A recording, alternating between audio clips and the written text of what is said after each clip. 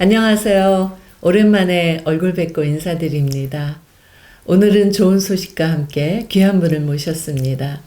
지난 5개월여 전에 제가 1919 필라델피아 자료를 소개하면서 유대인 랍비 조지 베네딕트가 쓴 회고록을 소개했습니다.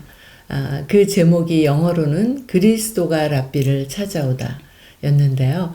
이번에 드디어 저희가 한국말로 번역을 하고 랍비를 찾아온 예수라는 제목으로 출간을 합니다. 이 책을 저희와 함께 감수해 주시고 해석해 주시고 또 주석도 함께 달아주신 전문가를 모셨습니다. 김신혜 박사님, 안녕하세요. 안녕하세요, 교수님. 초대해 주셔서 감사합니다. 저는 2000년도에 하나님께서 이스라엘을 보내주셔서 그곳에서 유대인들과 함께 15년 동안 살면서 또 공부할 수 있는 기회도 가질 수 있었습니다. 히브리 대학교에서 유대학으로 석사를 했고요. 바르일란 대학교에서 성서학으로 박사학위를 마쳤습니다. 그래서 바르일란 대학교는 아마 유대 정통 종교 대학이라고 이해를 하시면 될 것 같아요. 그렇다고 뭐 신학교는 아니고요. 종합대학이지만 누구든지 졸업을 하려면 성경 과목을 한 과목 공부해야지만 졸업할 수 있는 그런 학교입니다. 특별히 이제 바르일란 대학교는 성서학이라든가 탈무드라든가 또 쿰란 사회문서라든가 또 이스라엘의 역사나 지리라든가 이런 분야에 이제 전문적인 그런 세계적인 학자들이 모인 곳이죠.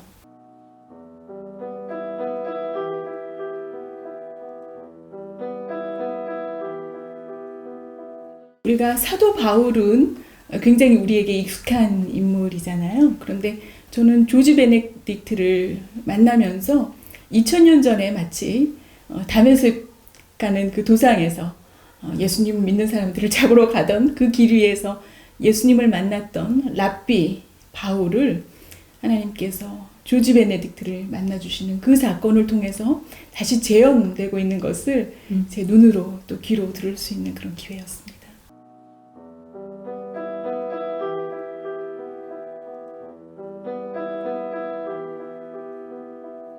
사실 유대인들에게 있어서도 구원이라고 하는 문제는 굉장히 중요한 문제입니다. 창세기 12장 1절에서 3절을 보면 하나님께서 아브라함을 부르시면서 이제 하나님의 두 가지 프로젝트를 발표를 하십니다. 하나는 아브라함을 통해서 한 민족을 이루겠다고 하신 건데요.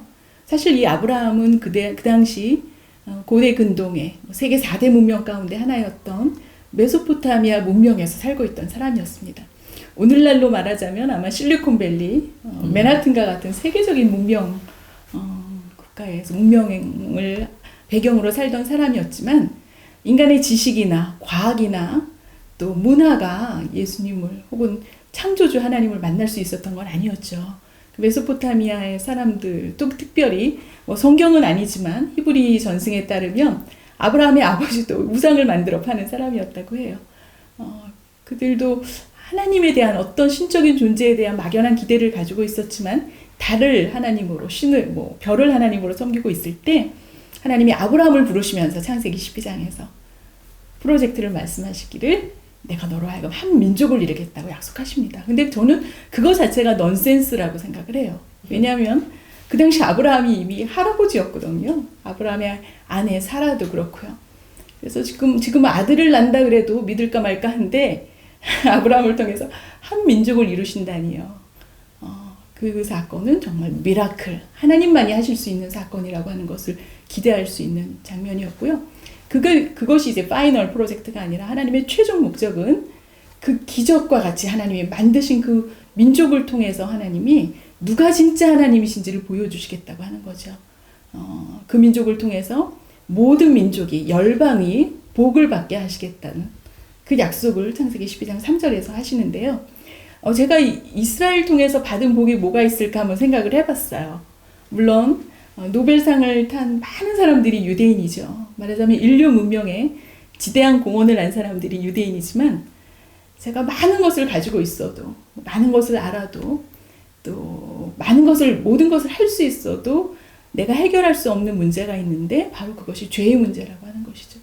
그래서 하나님께서 이스라엘을 통해서 아브라함을 통해서 약속하신 최종 목적은 우리 인류를 향한 구원.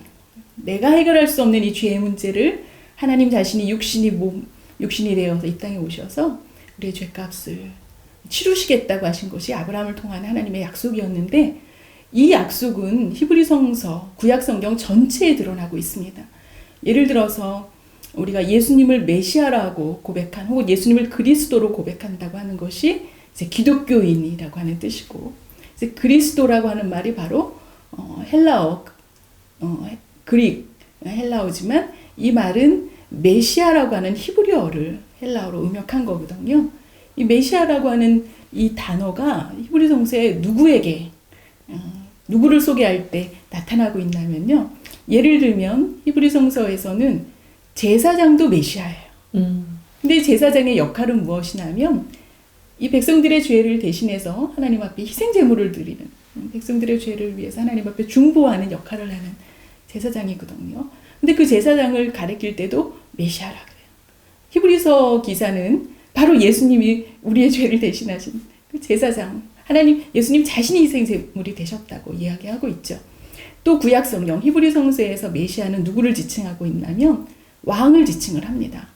왕의 역할은 무엇이냐면 백성을 치리하고 다스리는 역할이 그의 최종 역할이 아니죠. 왕은 외부의 침입으로부터 자국민을 보호하는 것이 가장 큰 역할이에요. 그 왕의 역할, 그가 메시아예요. 또 하나, 메시아를 누굴 보고 메시아라 그러냐면 선지자를 부를 때도 메시아라고 합니다. 선지자는 사실은 이스라엘 백성들을 경고하고 겁주고 이런 역할이 아니에요. 선지자를 통해서 하나님께서 하시는 최종 목적은 지금 회개하고 돌아오라는 이야기. 나중에 벌 주려고 하는 것이 하나님의 목적이 아니었습니다. 그러니까 지금 바로 있는 자리에서 죄의 자리에서 돌아오라. 하나님께서 구원의 초대장을 선지자를 통해서 보내주시고 계시는데 바로 그 선지자의 기능을 얘기할 때도 메시아라고 얘기합니다.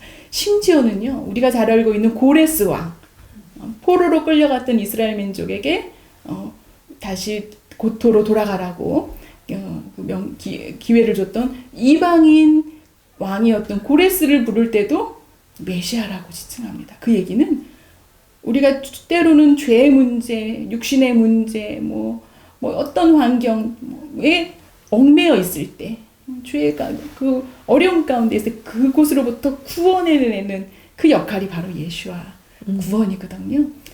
그래서 우리가 알고 있지만 이 유대인들은요, 랍비뿐만이 아니라 사실은 유대인의 성인식 때 이들이 하는 역할이 뭐냐면 그 아이가 태어난 그 주에 유대인들은 모세오경을 이제 1년 주기로 나눠서 읽는 파라샤투 샤브아 그 오경을 포션대로 읽는데 자기가 태어난 주에 읽는 성경 그 본문을 유대인 남자아이든 여자아이든 성인식이 될 때 그 포션을 읽어야 됩니다. 근데 우리는 히브리어 모음하고 자음하고 있어서 읽을 수 있지만 원래 히브리어 성경에는 모음이 없거든요.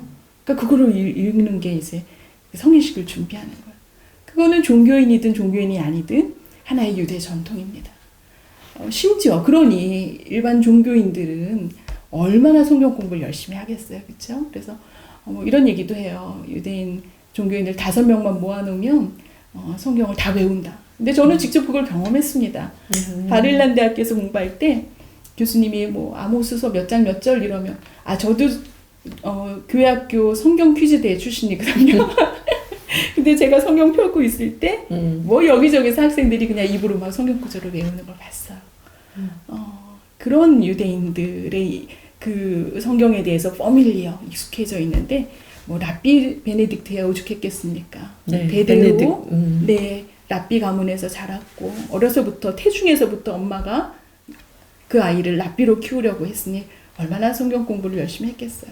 그가 구약 성경에서 아까 말씀드린 제사장을 통해서 왕을 통해서 선지자들을 통해서 하나님께서 끊임없이 누가 구원자이신가, 메시아의 역할이 누군가, 무엇인가를 그는 너무나도 잘 알고 있었습니다. 특별히 이사야서에 보면 우리가 잘 알고 있는 이사야서 53장에 고난받는 종, 메시아의 그런 고난받는 모습으로서의 그 장면 우리가 잘 알고 있잖아요. 그런데 이사야서 53장만큼 중요한 말씀이 있는데 이사야서 7장이라든가 이사야서 9장에 보면 과연 이 메시아가 어떤 모습으로 올 것인가. 예를 들어서 처녀가 아기를 낳으면 그가 메시아인 줄 알으려면. 여러분 그 성경에 대해서 많은 또 성경 비판학자들은 그렇게 얘기합니다. 히브리어 본문은 헬라어 본문은 처녀라고 얘기했지만 버진 히브리어 본문은 그냥 젊은 여자라고 할 수 있다. 그래서 이거는 기독교인들이 나중에 이사야서를 기독교인들대로 해석하려고 예수님이 이사야에서 말한 그분이라고 얘기하려고 갖다 붙인 거다. 그렇게 설명을 하거든요. 근데 그렇지 않아요. 그 본문을 읽어보면 처녀가 아기를 낳을 건데 그것이 오트, 히브리어로 오트가 될 거라 그랬어요. 오트는 뭐냐면 기적이에요. 미라클. 남자와 여자가 결합을 해서 정자와 난자가 만나서 수정체를 이루고 아기가 태어난 거는 우리가 그거 기적이 아니에요. 내추럴한 현상이에요. 근데 도저히 일어날 수 없는 일이 일어나면 그걸 기적이라 그러거든요. 히브리어로 오트라 그래요. 만약에 이사야서 7장에서 당연히 아기 낳을 수 있는 여성이 남자를 만나서 아기를 낳았으면 그거 기적이라고 얘기 안 했겠죠. 이처럼 이사야서 7장에서 또 이사야서 9장에서 보면 한 아이가 태어날 것인데 그는 모사에 어쩌고저쩌고 하다가 나중에 보면 전능하신 하나님이요 그래요. 유대인들은 이사야서 9장을 읽을 때 이거는 이스라엘 민족을 이야기하는 거다 하나이는 혹은 이거는 다윗왕을 이미 이사야서 시대 전에 활동했던 왕이지만 다윗을 얘기하는 거다. 다양하게 예수님 아니고 누군가를 이야기하려고 애를 씁니다. 그런데 세상에 어느 누가 하나님이라고 불리울 수가 있겠어요. 이처럼 베네딕트는 어려서부터 그가 하나님 말씀을 읽으면서 정말 이 메시아가 누군가 그렇게 굉장히 궁금했어요. 그런데 그 신약 성경을 통해서 예수님의 말씀을 또 예수님이 오셨고 죽으셨고 부활하신 사건을 보니까 이 예수님이야말로 히브리서 전체가 얘기하고 있는 바로 그 구원자, 바로 그분이시구나 알아볼 수 있었던 것이죠. 본인이 신약 성경을 펼쳤을 때 거기에서 예수를 알아보고 마치 도살당하는 소가 무릎을 꿇고 쓰러지듯이 자기가 철푸덕 엎드렸다 그런 장면이 있거든요. 화이트칩을 가는 길에는 홀본 예배당입니다. 이 예배당에서 대단한 부흥사로 알려진 캠벨 박사의 설교가 매일 정오에 있었다. 나도 한번 들어보고 싶어서 하루는 오후 수업을 제치고 그 유명한 개신교 교회에 갔다. 그가 구약과 신약을 연결하면서 설교했기 때문에 나는 신약 성경이 무척 읽고 싶어졌다. 그래서 그날 오후 어쩌면 내 인생에서 가장 중요한 발걸음을 내딛었다. 중고책 노점이 두 블럭이나 이어진 패링턴 거리로 간 것이다. 그리고 그곳에서 나는 신약 성경을 한 권 샀다. 유명한 랍비였던 아버지는 랍비 임무뿐 아니라 쇼케트, 즉 제사에 쓸 제물을 도축하는 일도 담당하셨는데 어릴 때 하루는 나를 도살장으로 데려가셔서 면도날보다 날카로운 긴 칼로 소의 목을 2번 긋는 장면을 보여주셨었다. 피비린내 나는 잔혹한 광경에 구역질이 났다. 또 옆방에서는 이방인 도살자가 곡괭이로 황소 머리통을 한 방에 내리쳐 쓰러뜨리는 장면도 목격했다. 그 후 몇 주 동안 나는 악몽에 시달렸다. 바닥에 쓰러진 황소의 힘없는 눈빛, 선체로 일격을 당해 고꾸라지기 전 무릎을 툭 꿇어버리던 황소의 모습. 그런데 내가 신약 성경을 펼쳤을 때 그와 비슷한 뭔가가 일어났다. 그때 읽은 첫 신약 성경 구절을 잊을 수가 없다. 지금 내가 보고 있는 게 과연 맞나? 눈을 비비며 읽고 또 읽었다. 그러다 어느 순간 그 말씀이 나의 뇌리를 내리쳐서 어릴 적 도살장에서 본 그 황소처럼 그 자리에 무릎을 꿇고 말았다. 도저히 믿기 어려운 말이었다. 미친 사람이구나. 반대로 전지전능한 신만이 하실 수 있는 말이었다. 담대하라. 내가 세상을 이기었노라. 요한복음 16장 33절. 가장 고귀하고 가장 용감하고 가장 위대한 낙관주의자 예수 그리스도가 세상 눈으로 보면 완벽히 패배한 그 외롭고 끔찍하고 수치스러운 죽음을 향해 가면서 자신이 세상을 이긴 정복자라고 선포한 것이다. 와, 진짜 대단한 인간이구나. 그때 성광 같은 깨달음이 와서 경외심으로 인해 내 이마가 바닥에 고꾸라졌다. 아니, 당신은 진정한 시인이십니다. 베네딕트가 예수에 대해서 관심을 갖기 시작하고 그 예수나 혹은 하나님의 을 자기가 네. 그 영광을 보호하겠다고 네. 자청하는 거는 네. 아주 어렸을 때부터잖아요. 맞아요. 초등학교 다닐 때. 네, 저는 그 장면을 생각하면 제가 눈물이 나는데요. 많은 유대인들이 AD 70년에 예루살렘 성전이 무너지면서 전 세계로 흩어집니다. 그래서 디아스포라가 시작이 되죠. 많은 경우에 유대인들은 지난 2000년 동안 디아스포라 역사 속에서 게토에 갇혀 살 수밖에 없었어요. 또 기독교 국가들이라고 소위 말하는 그 유럽에서 이렇게 예수님의 이름으로 하나님을 죽인 자들이라고 갓킬러라고 하는 별명을 듣고 살았습니다. 그래서 그나마 모여 살면 좀 나을 수도 있었을 텐데 제가 조지 베네딕트는요. 그가 어렸을 때 초등학교 때 그 교실에 유일한 유대인 아이였어요. 그런데 뭐 대부분의 기독교 유럽의 국가들이 그렇겠지만 성경 공부 시간에 예수님 이야기를 읽게 됐는데 가룟 유다가 예수님을 부인하는 장면을 읽게 된 거예요. 그런데 그 반의 아이들이 이 조지 베네딕트가 유대인인 걸 알고 있었거든요.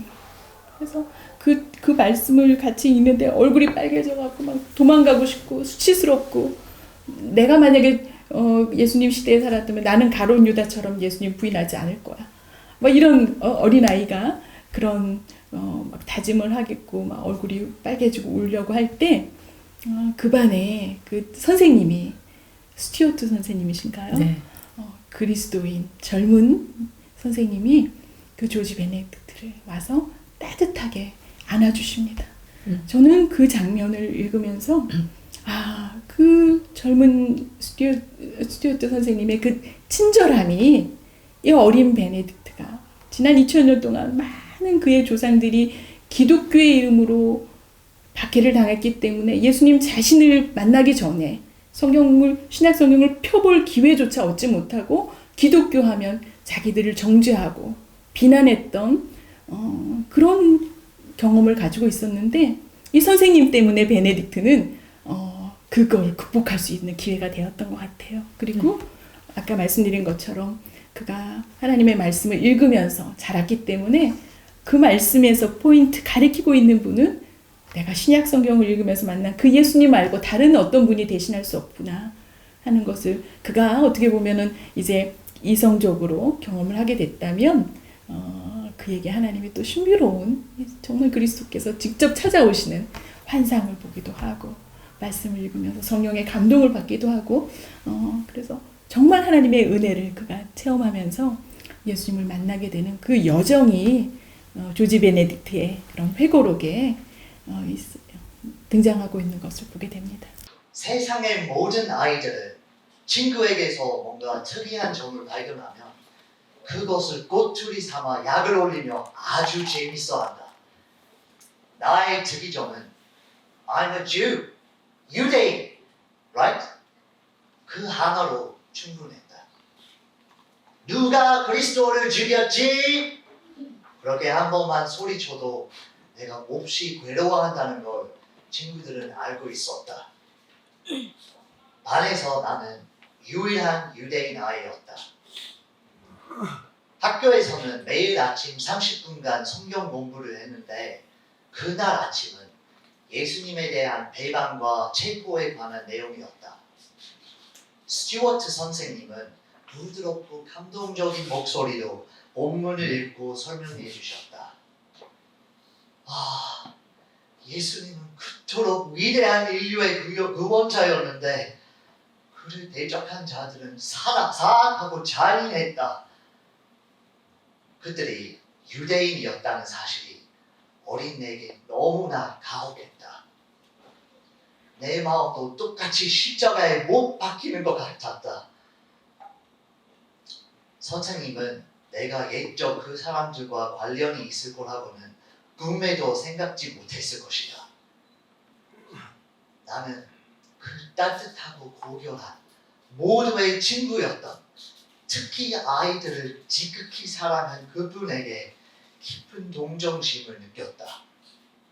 그분을 배신한 가룟 유다 같은 거짓 제자가 아니라 진심으로 그를 따르는 진정한 제자가 되고 싶었다. 산수 문제를 풀고 있던 나무 칠판 위로 눈물이 뚝뚝 떨어졌다. 학교가 다하고 집에 가려는데 스튜어트 선생님이 잠깐 남으라고 하셨다.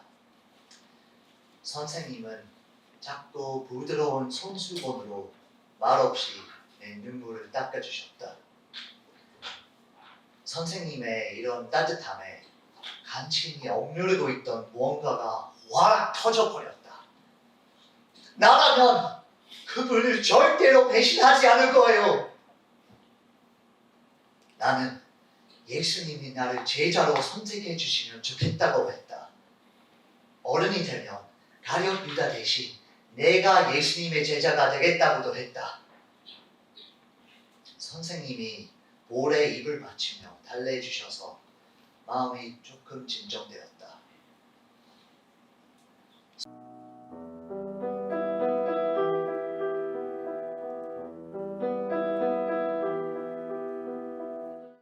사실 저 자신도 이스라엘로 하나님께서 보내주시기 전까지만 해도 우리가 아주 티피컬하게 교회가 이스라엘을 바라보는 입장은 아마 여러분들도 그런 말씀 많이 들었을 거예요. 강대상에서 목사님이 이스라엘을 이제 하나님이 버리셨고 우리 교회가 새 이스라엘이다, 새 예루살렘이다. 저도 그런 말씀을 들으면서 자랐습니다. 그리고 아니 예수님을 왜 유대인들이 못 알아보나? 아니 아브라함과 이삭과 야곱의 하나님을 왜 그들이 못 알아보나? 뭐 이렇게 제가 잘난 척하는 마음이 있었거든요. 그리고 유대인들은 지금도 형식주의자들이야, 율법주의자들이야.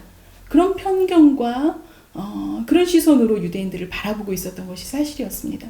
근데 실제적으로 제가 15년 동안 이스라엘에 살면서 정통 유대인들과 함께 공부하고 또 그들 곁에서 살면서 그들이 단순하게 형식적으로 하나님의 말씀을 그냥 지키는 것이 아니라 정말 하나님을 경외하는 마음으로, 하나님을 경외한다면 어떤 것이 하나님의 뜻대로 사는지 그 매뉴얼이 성경에 쓰여져 있는데 그 성경대로 살아보려고 애쓰는 모습을, 그 진실함을 보게 되었습니다. 그리고 실제적으로 유대인들 가운데 우리가 생각하고 판단하는 것처럼 그들이 절기를 지켰기 때문에 혹은 율법을 지켰기 때문에 구원 얻는다고 생각하는 사람 많지 않아요.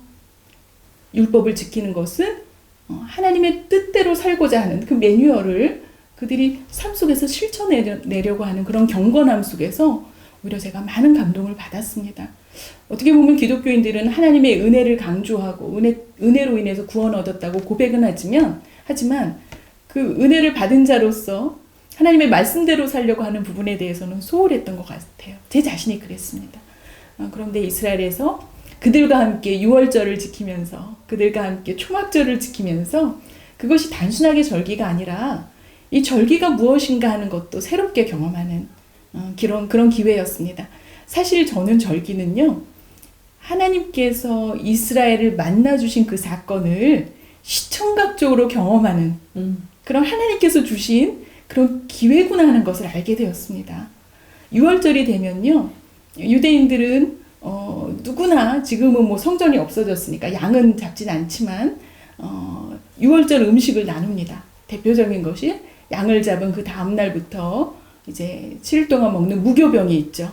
무교병은 무엇이냐면 애굽을 탈출하기 바로 그 직전에 얼마나 긴박했는지 밥은 먹고 출발해야 되겠는데 반죽기 부풀 시간이 없었단 말이에요. 그래갖고 막 그 빵을 막 그냥 구워 먹으니까 우리나라 말하자면 참크래커 같이요. 딱딱한 빵을 먹고 이제 지팡이를 짚고 막 그렇게 서서 밥을 먹고 출발한 그것을 기억하게 하는 거예요. 그래서 이 6월절은 이제 6월절과 그 다음날 무교절 7일까지 해서 유대인들이 지키는데요. 이제 지금 뭐 통틀어서 그냥 6월절이라고 부르기도 합니다. 그 기간 동안에는 뭐 동네 슈퍼마켓 어디를 가서도 빵을 찾을 수가 없어요. 이스라엘에 피자헛이 있는데요. 이스라엘의 피자헛이나 모든 베이커리는 6월절 기간에 다 문을 닫습니다.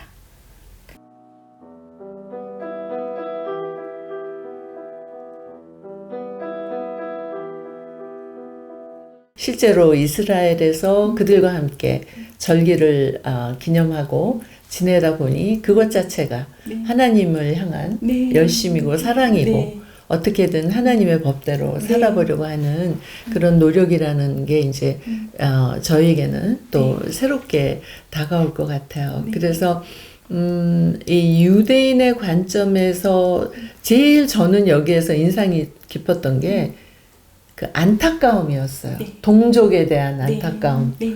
그리고 그리스도인들이 유대인을 조금 더 이해하고 그들이 이렇게 두려워하거나 거부감을 갖지 않도록 접근해야 한다. 네. 우리가 보는 이 성경 다 당신들 덕분에 우리가 받게 됐다.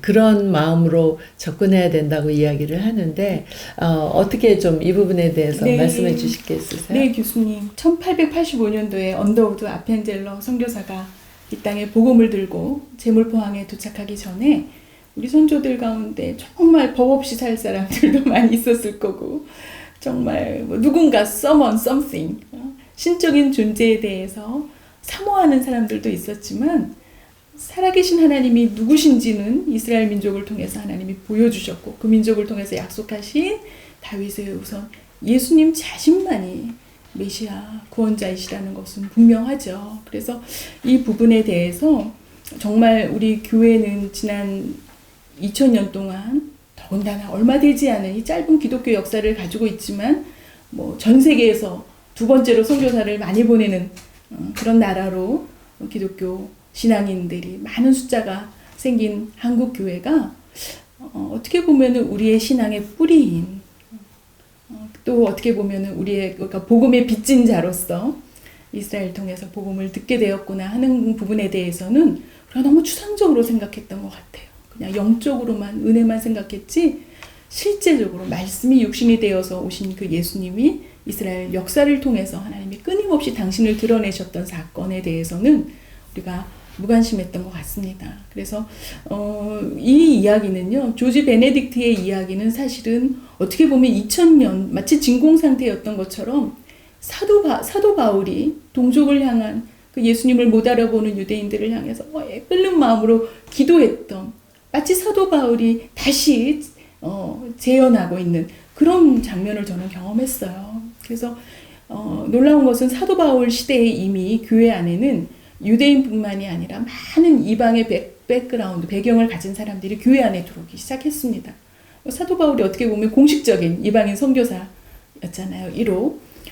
그러다 보니까 이 사도 바울 시대에 이미 이방의 배경을 가지고 있는 교인들이 막 잘난 척했어요.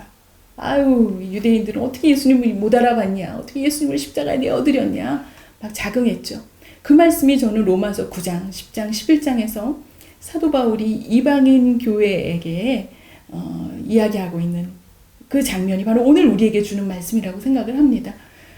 사실은 복음을 우리가 알지 못했어요. 그런데 예수님을 가장 먼저 믿은 유대인들도 뭐 예수님 믿었던 자들도 유대인이었지만 예수님을 가장 먼저 거절했던 사람들도 유대인이었잖아요. 그래서 우리 교회는 어떻게 보면 그 예수님을 거절한 사람들만 더 기억을 했던 것 같아요. 특히 기독교 역사 속에서 유럽의 기독교인들이 유대인들을 갓킬러, 하나님을 죽인 자들, 예수를 죽인 자들로 불렀잖아요. 그런데 그것도 하나님의 구원의 경륜이었다고 바울은 이야기하고 있습니다. 원래 참 올리브 나무였던, 그래서 참 올리브 나무는 그 뿌리의 진액으로부터 이제 나무가 있고 가지가 있고 열매가 있는 건데, 그 뿌리의 진액, 하나님의 은혜로 하나님이 아브라함을 만나 주셨기 때문에 이방 땅에 살고 있는 당신을 드러내기 위해서 참 올리브 나무였는데, 이방에 하나님 모르는 자들, 저 같은 사람을 위해서 가지 하나를 쳐버리셨다는 거. 그리고 이 참 올리브 나무의 진액을 먹으면서 적부침 당하게 하시기 위해서, 적부치려면 가지 하나가 떨어져야 되죠.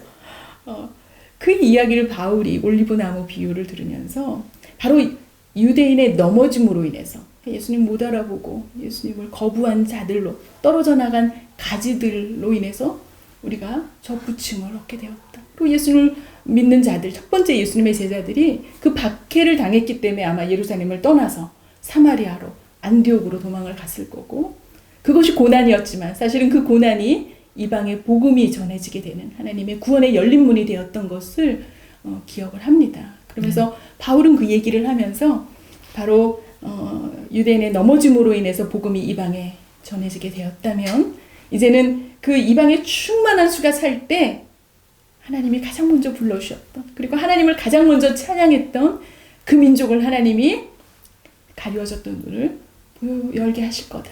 이스라엘의 회복을 약속하고 있습니다.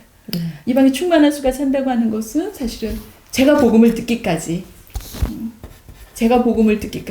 이스라엘이 넘어져 있게 하셨던 그 하나님의 구원의 경륜을 기억할 때 저는 유대인들을 바라보면서 저 때문에 하나님이 아직도 저들이 하나님을 못 알아보고 있구나, 그런 생각을 합니다. 그리고 저는 아까 말씀드린 것처럼 정통 유대대학 바를레안 대학에서 공부하면서요, 많은 종교인 친구들을 만났습니다. 제 지도 교수님들이 대부분이 랍비시고요.